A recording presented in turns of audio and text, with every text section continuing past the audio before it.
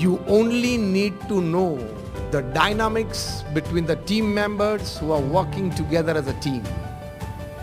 કોઈને કોચિંગ આપવા માટે કેટલી જરૂર છે? એ કંપનીની પ્રોડક્ટ કે સ્ટ્રેટેજી જાણવાની જરૂર નથી. ટીમમાં ભેગા રહીને જે લોકો કામ કરે છે એ ટીમના સભ્યોને એકબીજા પ્રત્યેના ડાયનામિક્સ, એટલે એકબીજા સાથે કેટલા હળીમળીને રહી શકે છે, એકબીજાને કેટલા પ્રેમથી સ્વીકારી શકે છે, એકબીજાને કેટલા સમજી શકે છે, એકબીજાના પ્રસ્તાવને વિચારને કેટલા શાંતિથી સાંભળી શકે છે, પોતાના કરતાં બીજાનો પ્રસ્તાવ અને વિચાર વિશેષ હોય ને સારો હોય તો પોતાનો પ્રસ્તાવ અને વિચાર અહમ મૂકીને મૂકી શકે છે કે નહીં, અંદરના સંબંધો કેવા છે એ જાણી લે પછી એને કોચિંગ આપવાની શરૂઆત થાય.